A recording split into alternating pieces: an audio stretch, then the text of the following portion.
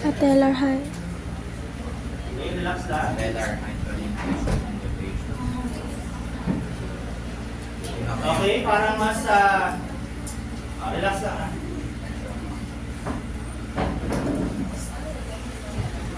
Okay, parang pantay. Hindi kayo pulit na. Mas mataas lang konti yung left. Okay. Tapos, ano yung orientation?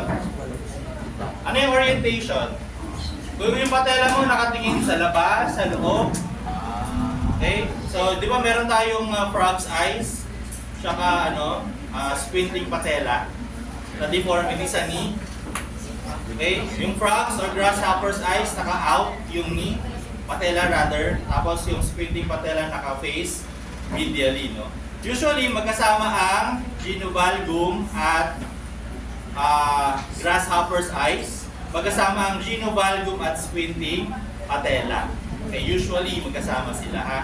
Parang package sila. So sa kanya, dahil wala namang hindi ko normal valgum lang naman, kasi kita pa rin naman. No? Konting-konti lang ang the lateral. Okay? Okay, degree of toe out. Siguro ito isang obvious na napansin. Ano yung toe out niya sa tingin nyo?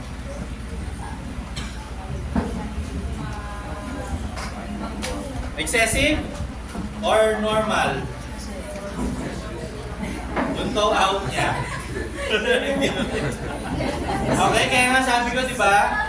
Tayo ka ng pinaka-comfortable tayo mo, no? So, again, the more na nagtatagal kayo sa posture analysis, alam mo yun, napapagod siya, binabago-bago niya, no? Okay. Pero again, kita naman natin na medyo naka-toe out kanina, no? May normal value ang toe out. Gano'n ka laki? Okay, 30 degrees lang. 30 degrees toe out half to 30 degrees. Okay? Sige. And any presence of feet deformities, meron ba siya? May nakita kayong feet deformity?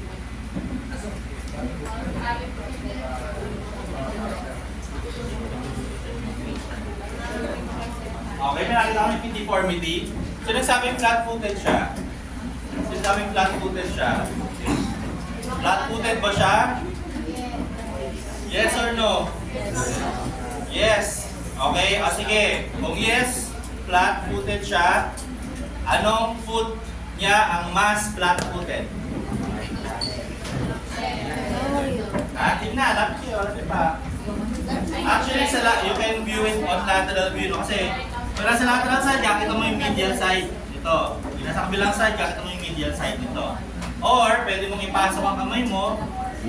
Okay? May-feel mo kung sino yung mas nakakapasok. Ibig sabihin, higher pa yung arch doon. So, sa kanya, tingnan. Ito yung left. Ito yung right. Sino yung mas nakakapasok na kamay? Left, di ba? So, sino mas flat-footed? Right. Okay? Nakita? Okay, so tama. Right, yung mas flat-footed sa kanya. Okay. Meron mo siyang toe deformities? Toe deformities. Hallux? May hallux ano siya? Between the left and right, mas valgus yung hallux niya sa right. The big toe, tapos naka-angulate ito. Okay? You call it hallux valgus, di ba? Okay? So may mas hallux valgus yung kanan niya. Okay? Yeah. Ayan, maganda yung posture niya ngayon. Kita-kita sa lateral side yung niya. Napapagod na siya, no? Napapagod na. Okay, kaya ka lang mabilis kayo dito. Okay? Sorry dahil matagal na tayo. Talikod ka para sa okay, sa likod, halos ganun din. Importante dito yung scapula. Okay, dahil hindi nyo ito kita sa harap, no? Yan. Ano ipapalpate natin sa scapula? Siyempre, yung height. You can use the inferior angle.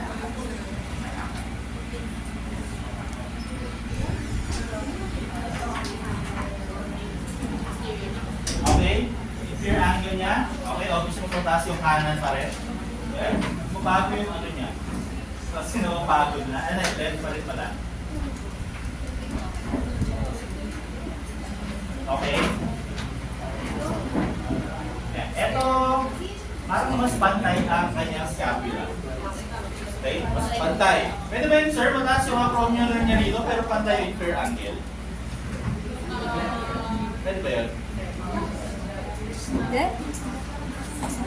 Pwede yung clavicle ang mas inilan niya rito, no? Pero ideally tataas din yan. Pero basta ganito, no? Ganito. Pag kayo postural analysis, ito lang ang mindset ha. Kung ano ang pinakita niya sa inyo, yun lang, maniwala kayo. Okay? Kung nakita ko halimbawa ngayon, ito mukhang pantay.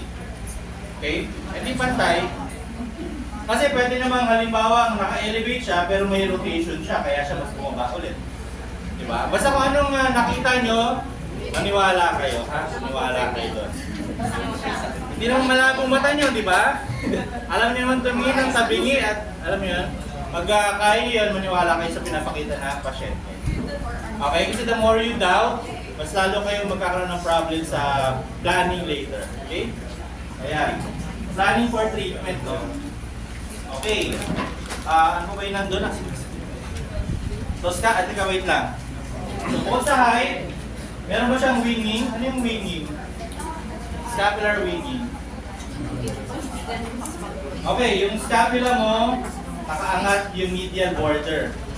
Okay? So, pag nakaangat ang medial border, sabihin nun, weak ang serratus anterior. Okay? So, sa kanya, so paano siya titingnan? So, relax lang ha. Ayan. So, usually, ilapat mo lang dito. Tapos, compare mo yung height yung bump nung medial border ng scapula niya. Yung mas mabump, malamang naka-medial wing yun. Okay? Sa kanya naman, mukhang pantay. Okay? Ayan. Yung lower part lang niya, medyo maumbok yung inferior angle. No? Meron tayong tatlong types ng winging. Na syempre dahil ang haba ng shoulder, hindi ko na na-discuss. No? Dito ko na lang ipapasok. Ano yung types ng winging? Una, medial winging. Ito yung scapula, ganyan siya. Nakaangat yung medial border, medial winging. Lateral winging ay ideally nakaangat yung lateral tsaka naka-move forward siya. Okay? Kaya pag tinignan mo rito, kapag kakama yung lateral border ng scapula, no? Lateral winging. Okay? At yung inferior angle winging, no? So, at yung inferior angle, nakagano naman, nakataas. So, pag pinalpate mo rito, kapang-kapang agad sa inferior angle. Sa kanya naman, wala akong inferior angle winging, I think. Patay naman siya. Okay? Yan. Mabalog lang kasi yung thorax niya, no? Pero wala naman. Patay lang. Sinong weak sa medial winging? Serratus anterior. Sinong weak sa lateral winging? Trapezius. Usually middle and inferior tracts. Okay? Sinong weak sa inferior angle winging? Rhomboids. Okay? So tracts, serratus anterior at rhomboids, no? Okay? Sige, taligid ko ulit, sorry. Yan.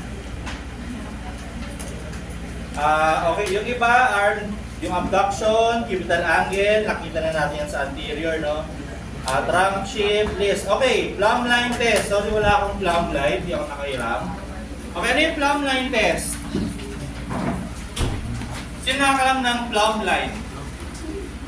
Plumb line, sino nakakalam? Alam niyo yun sa construction, yung may nylon thread, tapos sa dulo may pabigat na inverted triangle, no? So yun ang plumb line, no? Anong ginagawa natin sa plumb line? So itatapat mo siya sa C7. C7, hindi nakadikit ha. Sorry, paki-imagine na lang ha, hindi ko nakayaran. Hindi ko lang kung meron dyan eh. Okay, so C7 spinous process. Tatapat mo ganyan. Okay, dapat nasa gitna, no? Again, gitna ka. Anong titingnan mo? If the plumb line will fall within the gluteal cleft. Okay? So, dapat mag-fall siya within the gluteal cleft. Okay? Anong ibig sabihin nun pag nag-fall siya within the gluteal cleft? Either it is normal yung spine alignment niya, or pangalawa, meron siyang, halimbawa, kung meron siyang scoliosis tapos nag-fall yung plumb line sa gitna. Ibig sabihin nun, yung scoliosis niya ay compensated. Anong ibig sabihin nun? Diba tabi niya yung spine niya? Inayos niya.